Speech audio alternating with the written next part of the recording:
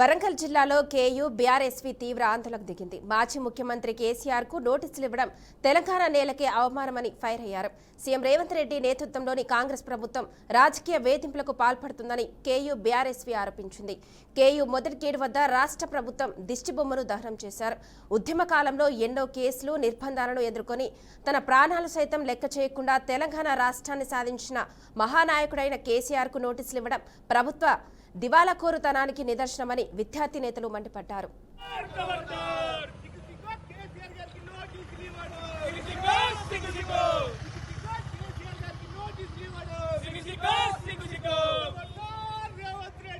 ప్రభుత్వం phone tapping పేరుతో ఇది గౌరవ మాజీ ముఖ్యమంత్రి కేసీఆర్ గారిని పిలవడం ఈ తెలంగాణ వ్యాప్తంగా కూడా అట్టడుగుతుంది.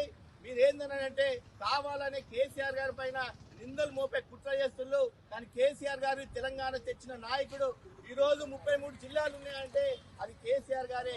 కాబట్టి ఖబర్దార్ రేవంత్ రెడ్డి, నువ్వు కావాలనే ఇప్పుడు బీఆర్ఎస్ ను, అదే విధంగా కేటీఆర్ గారిని, హరీష్ రావు గారిని, ఇప్పుడు మా మాజీ ముఖ్యమంత్రి బీఆర్ఎస్ పార్టీ అధినేత కేసీఆర్ గారిని టార్గెట్ చేసి ఈరోజు సీట్లు, నువ్వు ఎన్ని సీట్లు వేసినా, నువ్వు బీఆర్ఎస్ ను, అదే విధంగా ఆ బీఆర్ఎస్ కార్యకర్తల పైన ఎన్ని వేసినా కూడా నికేచ్గా మేము ఉంటామని కూడా తెలియజేసుకుంటూ, అదే విధంగా నువ్వు కేసీఆర్ గారికి నోటీసులు ఇవ్వడం అని అంటే నువ్వు డ్రా చేసుకున్నట్టే.